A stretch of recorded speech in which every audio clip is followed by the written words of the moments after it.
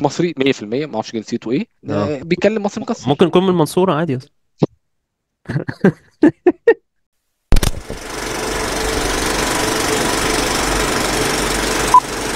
سنة طيب يا شباب. في النص النهارده هنتكلم عن اشغال شقه، وحته صغيره قوي في الاخر عن مسلسل يحيى الفخراني. عايزين اهم حاجه تقولوا لنا رايكم في الكومنتات، لايك وشير وسبسكرايب. ويعني في حلقات قديمه عن الحشاشين والكبير، وفي حلقات جايه عن مسلسلات امم اخرى، احنا شغالين كل يوم ان اهو. شاء الله تلمك. اشغال شقه هو المسلسل الجديد بتاع هشام ماجد واسماء جلال وسلمى محمد علي وشيرين الرائعه. شيرين دور غريب. رائع جدا لمصطفى غريب. محمد الناس حسين مشبهاه على السوشيال ميديا بطلعت زكريا، وهو جدا. فعلا من بعيد يدي عليه.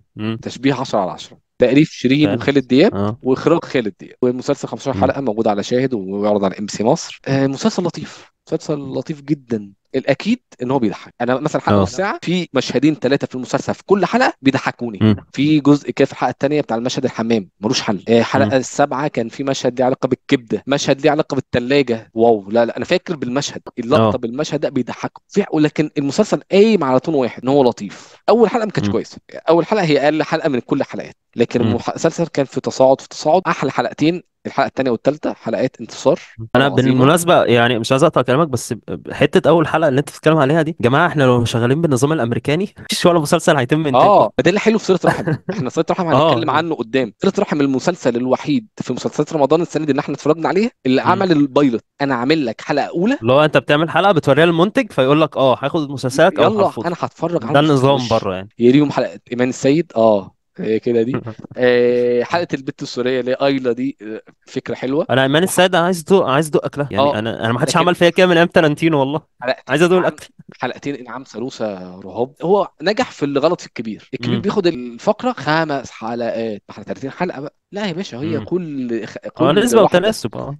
قاعد في البيت هي حلقتين. ناس كوميديانات، انعام سالوسة دي كوميديانه، انتصار امم كوميديانه، ايمان السيد كوميديانه، ايفن البنت السوريه اللي جابوها اللي هي مش كوميديانه. اشتغلنا امم بقى على الناس السبورتنج اللي كانوا موجودين طول الوقت في الباك جراوند في المسلسل نفسه. محمد عبد اه. العظيم الراجل ده اكتشفناه متاخر قوي. مم. محمد عبد العظيم ده برضه، عم سامح الضلالي. اه. طبعا احنا اتكلمنا عن مصطفى غريب. أنا بقول لك طلعت زكريا يعني هو مم. الولد ممتاز، ده تشبيه رائع. مم. لكن انا مش عايز بقى الكلام ده كله يخليني اغيب من بطلين اسماء جلال. طول الوقت وهي بتمثل بقول لا، في الامكان افضل من مكان. بحس ان هي كويسه، مش رهيبه، مش بس كويسه، لسه عندها قدره للتطور اه، اكتر. هي مش زي شبيهاتها المعتمدين على جمالهم. مش زي شبيهاتها المعتمدين على جمالهم فقط، لا هي مجتهده وبتحاول. مم. فلما شفت ان هي هتعمل كوميدي، اوكي.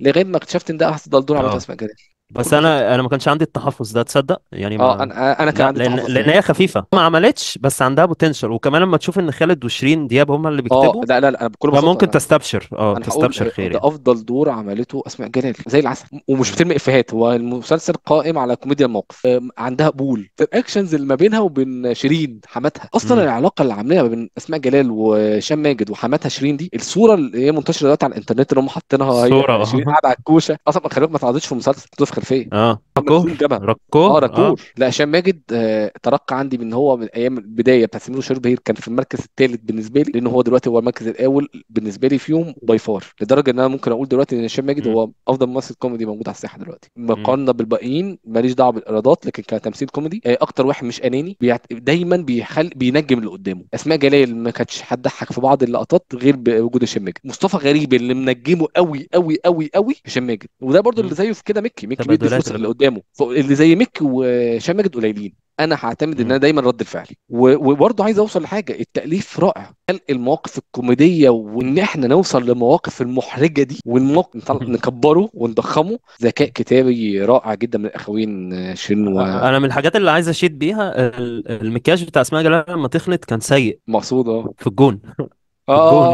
في الجون اللي اه هو سيء. اه اه. مقصود. مقصود. يعني. انا كنت مستبشر بخير، وهو على قد توقعاتي الصراحه كويس، ويمكن حتى زاد على التوقعات سنا، ان في حلقات فعلا بتضحك. فشابوه جدا للتمثيل، مم. شابوه جدا للكتابه لحد دلوقتي. اتمنى ان هو يكمل على كده. المسلسل التاني بقى اللي انت كنت متوقع له. عتبات البهجة ليحيى مم. الفخراني، شفت 5 حلقات، شفت 6 حلقات، وبعد ما شفت 6 حلقات قلت يا جماعة شكرا، ربنا معاكم. أنا كنت ممكن مم. أتفرج عليكم سنة 2002 أو 2003. ده مم. مسلسل كان ممكن يتعمل من 20 سنة. عتبات البهجة سنه قد رواية ايه؟ اللي عن إبراهيم أصلان، واللي كتب مم. المعالجة الدرامية دكتور مدحت العدل، وإخراج ماجدة أبو عميرة. طيب. اه، باين ده جدا فعلا ده يا كاست جماعة 2002 يعني. إن المسلسل ده قديم قديم، مش في حكايته للقصه، طريقه الاخراج وتفه مم. الكاميرات قديمه، طرح بقى. ادوات. يعني احنا بنتكلم عن مشكله برضو معايا في المسلسل ده، هو في كل حاجه مم. بكرهها في الدراما التوعويه، مم. بنتكلم في حاجات كتير قوي. ايه يا جماعه الدروس دي كلها يا جماعه؟ اه. الابتزاز مم. الالكتروني، التحرش، مم. الصداقه، ابن اللي ساب اهله وسافر، الجشع، دروس خصوصيه، طريقه التدريس مم. الجديده اللي بالرقص واللي مش بتضحك. شفت